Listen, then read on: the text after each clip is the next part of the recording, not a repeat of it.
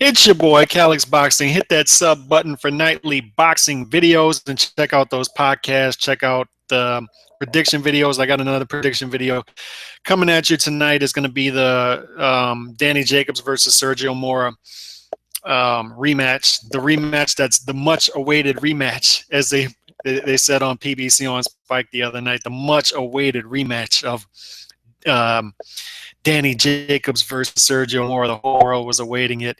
Yeah. Subscribers, and like I said, check out everything. I got it all set up for y'all on the channel, and we're back, man. We're back. No. Thank you. Please sit.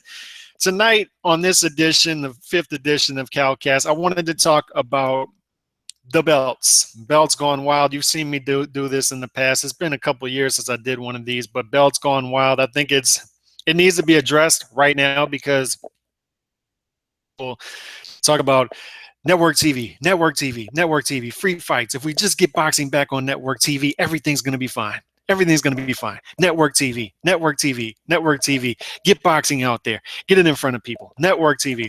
And did before.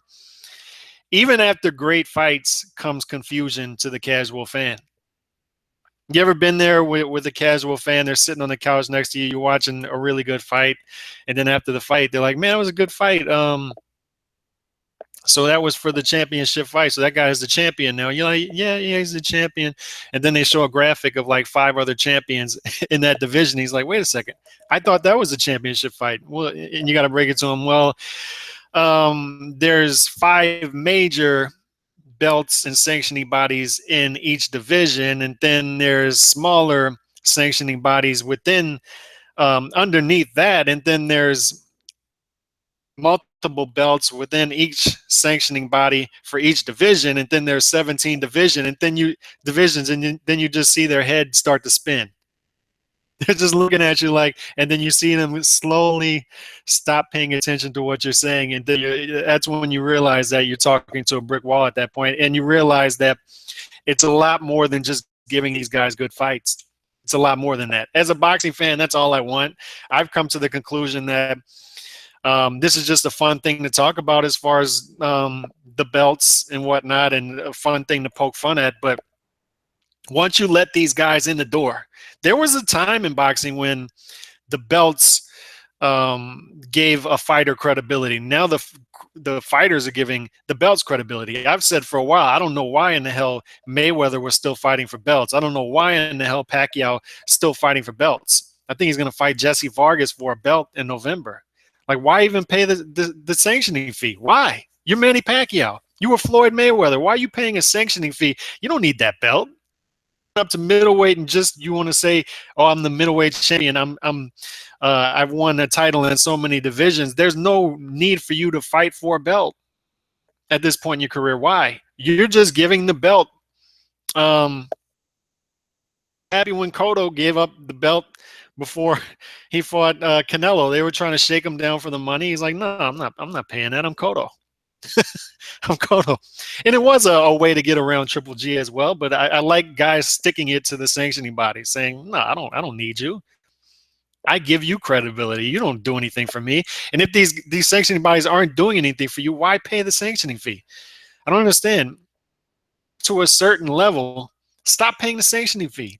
Just tell them to go to hell with their belt. That's how I see it.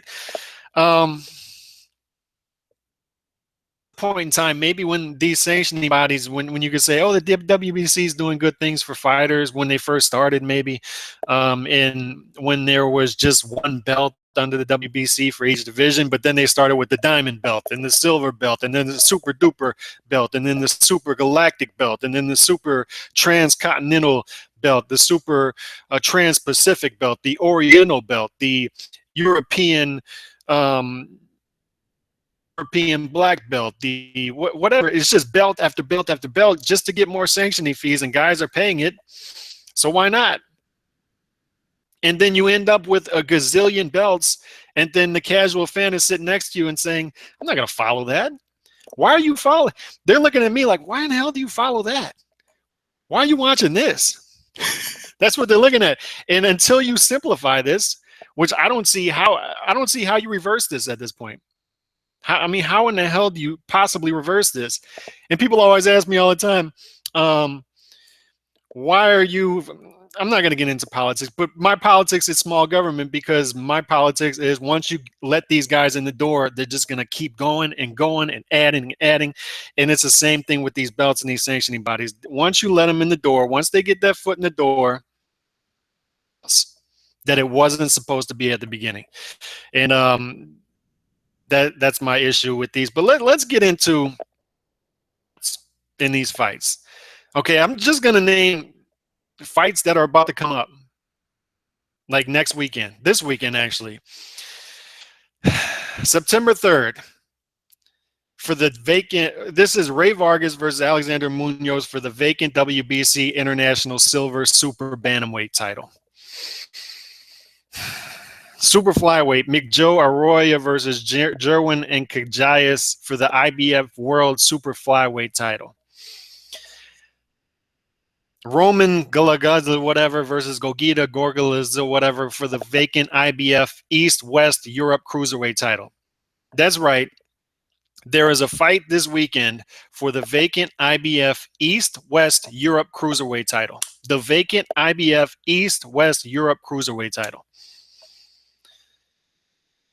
Let's move on. Salvador Brazino versus Ulysses Perez for the vacant WBC Ficom Box Super Featherweight title. The vacant WBC Ficom Box Super Flyweight title.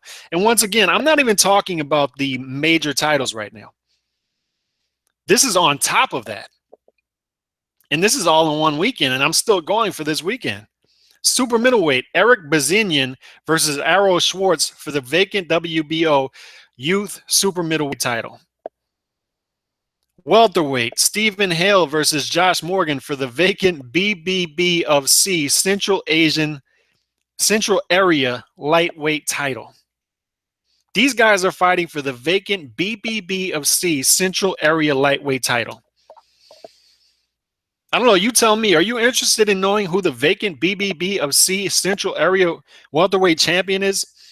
And did you know there was a vacancy for that title? Light heavyweight, Donald Cobb versus Joey Montoya for the vacant USA Colorado State light heavyweight title. Okay, did you guys know that there was a USA Colorado State light heavyweight title belt? And this is the same weekend. I'm still on September 3rd. These are all the guys fighting for championships this weekend. Heavyweight, Robert Alfonso versus Willie Herring for the USA Mississippi State heavyweight title. There's a USA Mississippi State heavyweight title. Unbelievable. So back to back, we got a USA Colorado State title championship fight this weekend and a USA Mississippi State heavyweight championship fight. Does anybody outside of the Alfonso and the Herring families care about Mississippi State heavyweight title this weekend? Super welterweight, we're still on September 3rd. Kenton Sipiak Cook versus Joey Dunmoody for the vacant USA Texas State Super Welterweight Championship. The vacant USA Texas State Super Welterweight Championship. Great. Same night, Carlos Trevino versus Christian Faz for the vacant USA Texas State Super Featherweight title. This is unbelievable.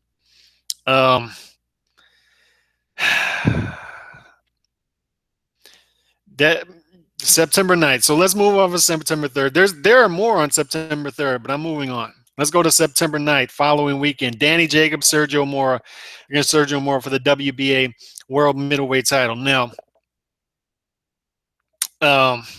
this is definitely this is a title that they basically did their best to hand to Danny Jacobs. Danny Jacobs is a good story, good fighter.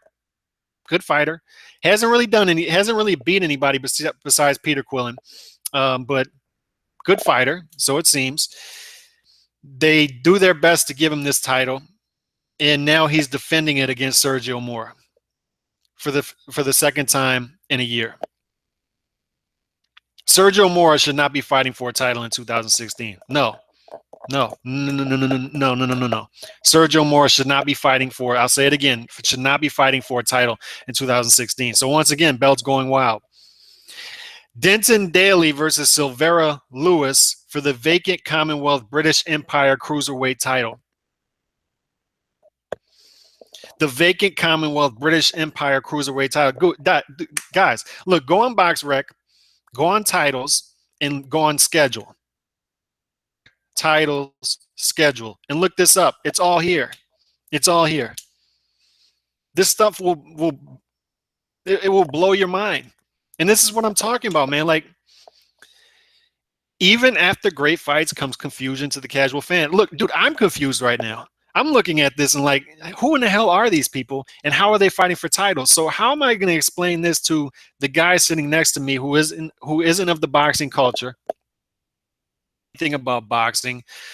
And this is my issue with guys like Colin Cowherd, and I said it last week, and your random juicing UFC fan wearing with the tribal band tattoo and the affliction t-shirt telling you that UFC is killing boxing. UFC, dude, boxing is hurting boxing. Boxing is hurting boxing. UFC is taking advantage of it, full advantage of it, but boxing is hurting boxing with this, and it has for decades. And yes, for us, we'll be entertained by fights in between this, and we'll be able to get around this. But the casual fan, if you're trying to grow the sport, and the casual fan, you're trying to get him introduced to this, why in the hell would you want him to follow something like this? Why? How is he going to grasp this without the knowledge of following boxing for years and years and years? Why would a guy in his 30s start following this when he's got to put up with all this and he's got to look at this complexity? You have to simplify this some kind of way. And once again, I don't do it. And it's not as easy as just putting it back on network TV. Growing boxing is not just that easy. It's multiple steps. And one of the steps is simplify. And that's why when PBC first started, I was hopeful. And Al Heyman was talking a good game effort. Well, not Al Heyman, because Al Heyman doesn't do interviews, doesn't talk, but his minions were out and talking and saying, we're going to simplify it. We're going to get it on TV. We're not going to talk about belts. We're not going to worry about mandatories. We're not going to worry about any of that. We're not even going to bring belts around. And then that doesn't happen. And guys are still fighting their mandatories in PBC. Guys still aren't fighting the best fights. And you have to simplify it. You have to simplify it. Super lightweight, Emmanuel Robles versus Steve Claggett for the vacant WBA, NABA, USA super lightweight title. Dude, that's a lot of alphabets right there. Vacant WBA, NABA, USA super lightweight title. Say that fast 3 times in a row. Vacant WBA, NABA, USA super lightweight title. Now, why are all these belts vacant? Why are they all vacant? Are they just making these belts up out of thin air and just having these guys fight for them? I don't know. Super featherweight, Merzig, I'm not even going to try to pronounce that guy's name, versus Romero. Vacant WBC Asian Boxing Council silver super featherweight title. Vacant WBC Asian Boxing Council silver superweight featherweight title. I'm still on page 1. Let's get to page 2. So 17 divisions is too much already. And then you add all of this on top of 17 divisions. 7 divisions to start off with. Simplify. You got to get the weight divisions down to 1 to start. You want to grow the sport. And you want to get it out of a niche sport where it's not 22 on ESPN sports list. And boxing comes up like number 22, but behind sports you've never even heard of. And I used to always, Friday Night Fights was come on, and I would look down my Twitter feed, and it never failed. women's softball would be on before, and it would always run late. The boxing fans would start going crazy, and then I would just shake my head and say they don't realize that women's softball is more popular than boxing. It does better ratings than boxing on network TV, and that's why when it runs late, they don't cut it. They go over and cut the boxing because women's softball is more popular. You have to simplify if you want to grow the sport. Super welterweight. This is September 9th still. Nico Macias versus Rolando Garza for the vacant WBC United States USNBC super welterweight title. Boy, oh boy, oh boy. Let's get into some more. Super featherweight, Martin Joseph Ward versus Andy Townsend for the vacant BBB of C British super featherweight title. There's a lot of these BBB of Cs. Romero Duno versus Pybon Lorcam for the vacant WBC Asian Boxing Council's super featherweight title, and I'm still on September 10th. I mean, the amount of belts is literally incredible. I mean, listen to this one. Wait, I don't even know. Jason Lucan versus Mark Gedaletta for the Australia Queensland State middleweight title. What the hell is this? WBC Eurasia Pacific Boxing Council middleweight title, the World Boxing Federation Intercontinental welterweight title, the World Boxing Federation International super middleweight title, the vacant WBO Asia Pacific super lightweight title, vacant WBO Asian Pacific super featherweight title. There's a France super middleweight title. There's a PABA welterweight title. Oh my God, NABF title.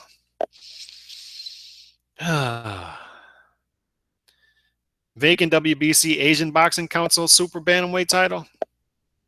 All right, I'm done with it. I can't do this anymore. And this is just 2 weekends. I just named all those fights in 2 weekends. It's incredible. Now, let's get to, let me back out of this, and I'm going to get to the main ones. All right, this is the main champions table. And this is just going to be the 5 major divisions. And there are 79 champions in 17 divisions. And that's just including WBO, WBA, WBC, IBF, IBO. That's it. 79 champions in 17 divisions. If you have 17 divisions, you should have 17 champions. Point blank, period. But somehow we found our way to 79. Heavyweight, Tyson Fury, Lucas Brown, Tyson Fury, WBO, Lucas Brown, WBA. Lucas Brown should not have a title. WBC, Anthony Joshua, IBF, Tyson Fury, IBO. Cruiserweight, Glowacki, Shumanov, Lebedev, Huck. Light heavyweight, Kovalev, Bivol, Stevenson, Kovalev, Salamov. Gilberto Ramirez. This is super middleweight. Ramirez, good fighter. Carolis, though. Giovanni De Carolis should not have a belt. Badu Jack, James DeGale, Zach Dunn should not have a belt. Billy Joe Saunders, the guy who doesn't want to fight anybody, has a belt. Liam Smith, super welterweight, has a belt. Liam Smith shouldn't have a belt. I don't want to hurt anybody's feelings, but he shouldn't have a belt. Erislandy Lara, Jermel so Millie Vanilli, both of them have belts. Jermel Charlo and Jermal Charlo both have belts. I got to be honest, man. I still don't know the difference between the two. I call them Millie Vanilli. They both have belts. And one of them, I don't know which one. Like I said, to be honest, it ducked out of a fight just now, recently. Welterweight, Jesse Vargas got a trinket. God bless him. It helped him get a Pacquiao title fight. Doesn't deserve a belt. Keith Thurman, Danny Garcia, Kell Brook, Malavedzi. He has a belt. Probably doesn't deserve one. I can go on and on and on. 79 champions. I'm not going to name all 79 here. 79 people have belts in boxing. No. 17 divisions, simplify. Get the divisions down, get the belts down. Let's get a better sport. I seriously doubt it, though. Now, let's get to the comment section. A lot of comments, a lot of heated comments. Going to get to some of them here on past videos. Dark Heart 68, shout out to Dark Heart 68, left a comment.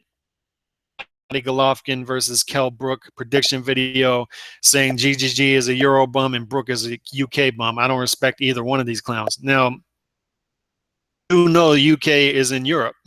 So you could have just put this in one sentence and called them both Euro bums. I mean, because I don't know. I don't know why you call one Euro bum, you one UK bum, but whatever.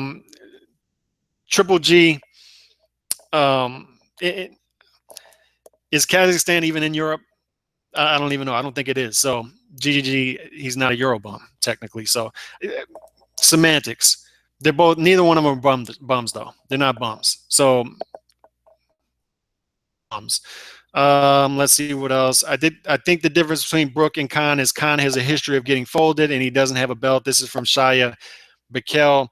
Plus, he's a divisive as a boxer. You either like him or not. Brook will be rewarded if he goes back down to welterweight and defends his belt against the best in the division. Now,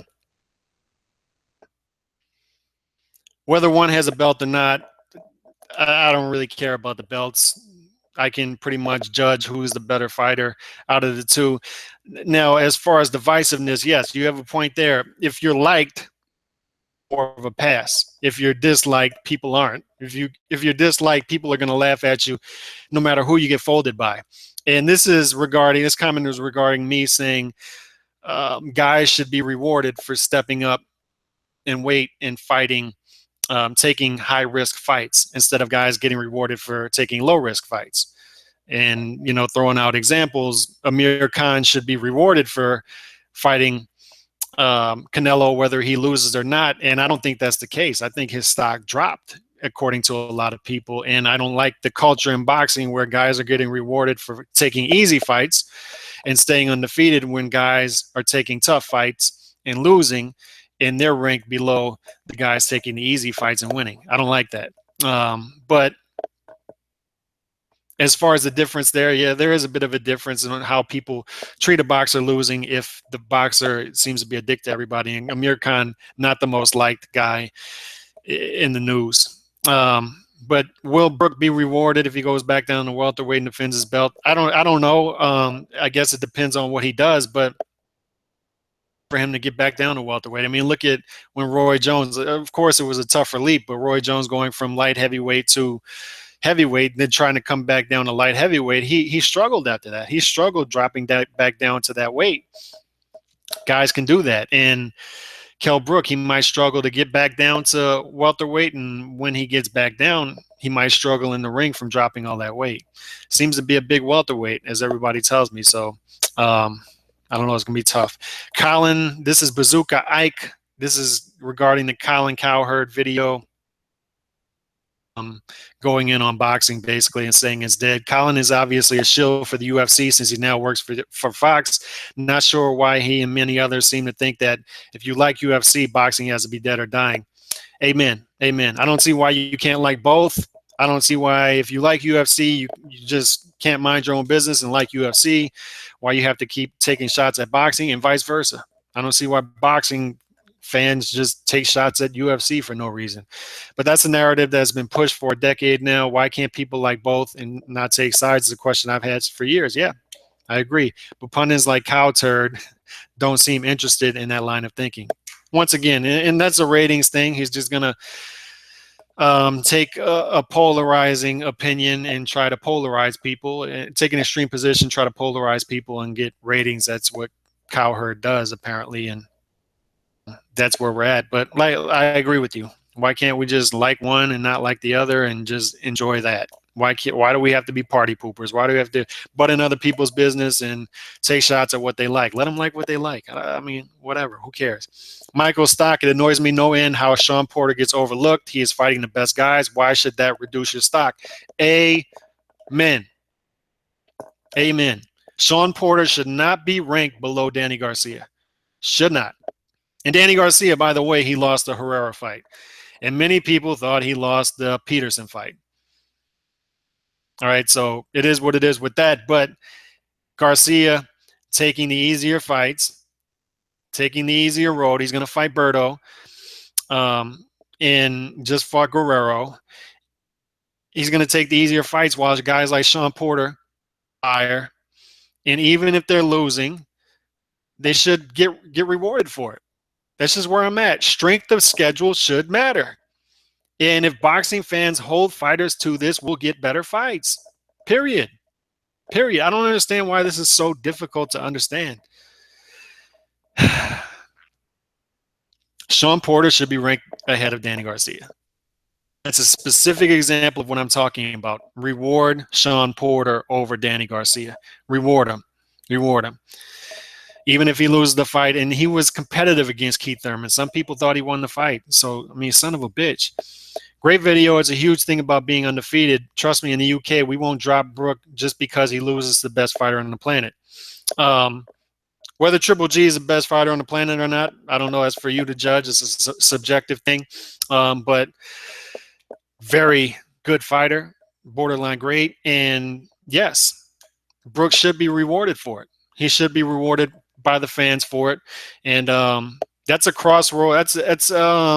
It's a tough thing for me as far as this Golovkin versus Brook fight, because I want to hate the fight because I don't like that Triple G is taking this fight. However, I want to reward the fight because I want to reward Kell Brook. I want Kell Brook to be rewarded for it. I want the stadium to sell out and reward Kell Brook for taking this fight. But at the same time, when you do that, you're rewarding a cherry pick. You're rewarding a guy who clearly cherry picked here. And once again, it's an indictment more on boxing than it is Triple G, but it's still a cherry pick. It is what it is. But Kell Brook should be rewarded for this. And I hope people, even if he loses, even if he gets knocked out, which he probably will, I hope people give him a pass on that. That's just me. And I'll be, to be honest, I hope Kell Brook pulls off the upset. I know it's better for boxing long term, and I'll do a video on this. I know it's better for boxing long term if Triple G wins the fight. My opinion anyway, because Triple G is great for boxing. He just is. But short term, a part of me is cheering for Kell Brook in this fight. I want him to be rewarded in every way possible for taking this risk. So, Sports Genius, don't like this fight. However, and he's talking about Alvarez versus Liam Smith. I don't like the fight either. Who has the resume that Canelo has? I don't know. A lot of guys have good resumes and up and down resumes like Canelo. All these boxers have something to say, but they never fought Canelo's opposition. By the age of 24, he has already fought Mosley. He had already fought Mosley, Lara, Mayweather, Cotto, Trout. Now, he should be rewarded for that. Look, and I said in the video last night, when everybody's saying Canelo has problems with lateral movement, which he clearly does, but he went out and actively sought out guys with good lateral movement, Austin Trout, Mayweather, and Lara, of them. And he fought them 3 out of the 4 fights. Angulo was sandwiched in between there somewhere. But he actively went out, pursued those guys who moved well, and beat 2 out of those 3 guys. So, yeah, props to Canelo for that. And I don't even need him to fight world beaters every single time, because he had fights in between mixed in there where he fought Angulo and fought Kirkland. You know, guys who were clearly washed up and put on a T for him. But this fighting Liam Smith, and then talking about fighting Rosado versus Monroe Jr. winner in December, to get ready for, how does that get you ready for Triple G? Why not just fight Triple G now? What's with the build-up? And if you're going to build it up, build it up. All right, fight middleweights, true middleweights who can fight. So difficult about that. And we should hold Canelo to that. And yes, he fought good competition back in the day. And in this, by the age of 24 thing, I mean, that's all relative, because guys start professionally at different ages. Canelo started professionally at 15, I believe. So he was already pro for 9 fights. I think this is his 50th fight, a 49th fight that he's fighting against Liam Smith. So he's been around. He's a veteran. Everybody's still treating Canelo like he's an up and coming fighter, like he's a prospect. He's not a prospect, dude. Name the fights he's fighting, and I'm not talking about you in particular, because you bring up some good points here. I mean, he did fight some good fights, damn good fight by the age of 24. Um, but he has to be called out at the same time. Even De La Hoya at age 23 was barely fighting Chavez for the strap. Even Floyd did not step up that fast. Only other fighter I can think of is Fernando Vargas, and we all know his career was wrapped up by 25. And yeah, Vargas was very ambitious. And Vargas, I think, only fought like what, under 30 fights, I think. So yeah, he was wrapped up quick. But walks around, he's still treated with that respect. Even though he lost the top fights, he's still treated with that respect for being ambitious. And he still made a good bit of money. So I don't know. As a fan, I appreciate that. I appreciate what Vargas did, even though he lost some of those fights. But this thing about even Floyd didn't step up that fast, and even De La Hoya didn't step up that fast. I think fight-wise they did. By fight and at what point number fight in their career they stepped up, I think they probably did step up faster than Canelo, because Canelo, it took him like what was it, 7-8 years before he had the Baldomir fight, and that was his first step up, I believe. So he started pro early, didn't have the amateur experience, so you got to weigh that in too. So I don't know, it's all relative when it comes to that. Let's see. Sports Genius. Brook is going to carry too much weight in the ring to stick and move. Honestly, I believe the only shot he has is to box like Canelo. He has to stay on the inside and counter Triple G and rip the hook to the body. If he lands one of those left uppercuts, who knows? It might be lights out. Only chance he's got. Now, when you brought this up, I actually read this comment earlier, and when I read this, the first thing I thought about was Malignaggi versus Cotto. I remember coming into that fight, both undefeated. There are parallels here, both undefeated. One guy was clearly the favorite. Cotto was clearly the favorite against Malignaggi. Malignaggi, a big underdog, but they were both undefeated. Malignaggi was talking a lot of trash like Kell Brook is, so there's a lot of parallels. And I remember watching the documentary of Malignaggi coming into that fight. There was a documentary about him before and after that fight, leading up to the fight. And he was saying he's going to box, he's going to do this, going to do that, use the up jab, use his footwork, and everybody thought that was going to happen coming in. And when he walked in the ring, he said, as soon as I walked in the ring and I saw how small the ring was, I completely changed my strategy. Walked in the ring. And what he did was he smothered Cotto. And coming in, you would think, no, he's too small. He's not powerful enough to smother Cotto, but he did. He smothered him. He held a lot. He just yucked up the fight, kept one arm free, one arm hugging Cotto, and he actually hurt Cotto late in that fight in like the 8th or 9th round and kept the fight close. Fought like a warrior in that fight. Let his hands go when he had to, picked his shots, but he realized that he couldn't use his lateral movement, couldn't fight going backwards against the guy, and he realized he had to suspend his previous strategy and improvise. And I think to that point in this fight, like you said, where he's going to realize that I can't control distance against this guy. I can't control distance. I can't control pace. I'm not going to be able to keep this guy honest. He has good lateral movement. He can cut off the ring.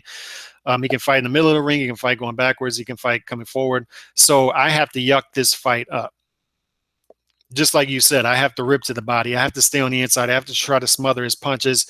The problem with that is, like I said, our Triple G is good at taking that half step back and shooting those uppercuts and going to the body. So it's going to be a tough night. It's going to be a tough night. But that is, to me, that is plausible. That could be his only strategy. And yes, that could get him in trouble quicker. It could get him in trouble quicker than if he tried to do what I said that I think he's going to try to do. But it gives him the better opportunity to win this fight. Genius boxer Canelo on his way to Triple G September 2017. I hope so. I hope so. I'll hold him to that. Should be earlier than that, but I'll hold him to that. TV at some point in the GGG fight, he touches his opposition and their eyes get huge, as if to say, okay, that's what everyone is talking about. And F that hurt.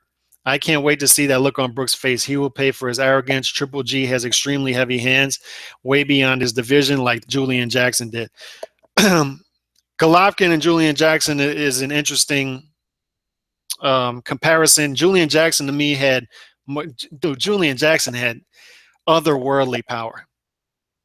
Illegal to have that amount of power in your hands that Julian Jackson did. Shouldn't even be legal. And Julian Jackson had just tougher, that one punch knockout power that I don't think Golovkin has. Golovkin has one punch punching power. Don't get me wrong. That's not what I'm saying. I'm just saying it was just incredible one punch knockout power that I don't know if I've seen anybody have since then. So Golovkin, that still is a good comparison, Golovkin and Jackson. So yeah, you're right. There comes a point in the fight when guys get hurt. You saw it with Monroe Jr. I mean, you saw it with Wade. You saw it with Lemieux, and they're like, they get back to their stool, and they're like, I don't know. Or they take that knee, and they're like, I don't know. Even the jab hurts. So yeah, the power is very real. Drainer 32, GGG smokes KO. I actually think it's going to be earlier than that. I think I picked like third or fourth round. I think he's going to do him away quicker than that. Joe said it's true. I guess you can argue he's risking getting incredibly hurt in this fight, which might impact his career going forward, but I doubt he's going to get brutally KO'd. His corner will probably stop the fight before it gets to that point. I don't see him getting Nobuhiro Ishida by GGG. Now that was a nasty knockout. Speaking of one punch knockout power, that was a nasty knockout against Ishida. And whether it's that way or not, I don't know, but it's going to be a stoppage. Brooks not going 12. He's just not. And, maybe you're right. It's common. Guys get to that point where they're like, this isn't worth it. I'm going to save myself for future fights. I'm done. They throw up that white flag. And maybe you're right. Maybe they'll stop it in the corner and do something like that. Maybe you're right. Hawker Mustang, I got to give Brook his props. I was beginning to think that he was just trying to follow the Mayweather blueprint, cherry pick soft touch after soft touch, fight bum mandatory after bum mandatory, break Floyd's overhyped 49-0 record, but Kell proved me wrong. Brook is doing what most top boxers are scared to do right now. Kell is fighting as an underdog and attempting to slay a dragon. This is something that Mayweather never had the courage to attempt. Slay the dragon. Floyd never even tried to. I doubt Brook will slay the dragon, but I respect that he at least has the courage to try. To me, to be a great fighter, you need to do great things. Amen. You got to do great things. I think we're at a point I think we're at a point where we don't demand great things of great athletes how we should. This is where I think we're at. And that was definitely true of Mayweather. I think we should have demanded more of them globally as fight fans. That we didn't, but that's past us. And yeah, I mean, hopefully Brook is rewarded for this in some kind of way. Monetarily in the future, even more so, or in boxing. I hope it comes in boxing. Hopefully he's rewarded for this by the fans. Defeated cherry picking all bums. Amen. You're right. You're right. And Hawker likes this fight. Let's see what else we got.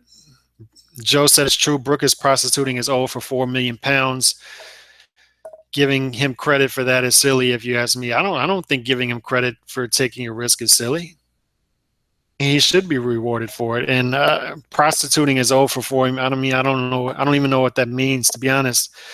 How can you prostitute your old for a payday when you're taking a risk at the same time? I mean, I don't know.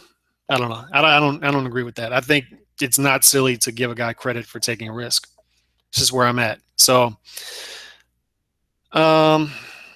The Phantom, last one. Cool video, bro. I was a huge fan of your channel, and I'm happy you're back. You said you're on Twitter. What's your Twitter, and can you leave it link? Take it easy, bro. The Phantom. My Twitter handle is OMG. It's Calix. OMG. It's Calix. I don't tweet much about boxing on there, to be honest, anymore, because I find that the Twitter boxing world is to boxing world. It's not as fun. It's not. I don't know. I just find the Twitter boxing crew to be a bit more obnoxious, even if that's even because YouTube boxing is pretty obnoxious at times. So ignorant at times, but if that's even possible, I find YouTube boxing to be tough to deal with at times. So I don't tweet about boxing as much on there. I do tweet a lot about college football and gambling and stuff like that. So if you can get through that and get to my seldom boxing tweets, then follow me on there. And once again, thanks to everybody who tuned in. I truly appreciate y'all, and I'm humbled, honestly, that y'all tune into the podcast and listen to me talk about boxing. And once again, man, empty on this. I have been messaging guys to get on here, and I got some guys coming on here next week for collabs. So it was tough with the holiday week and the holiday weekend coming up, and it's tough for me with my schedule as well with the holiday weekend coming up. But next week we got a full slate with the channel. A lot coming with the channel next week, and a ton of collabs coming next week. I promise y'all that. So going to be a lot of fun next week. I'm looking forward to it after the holiday weekend. Y'all take it easy. God bless. Treat each other good. Good in the comment section. Y'all get back to me, and I'll get back to y'all on the videos.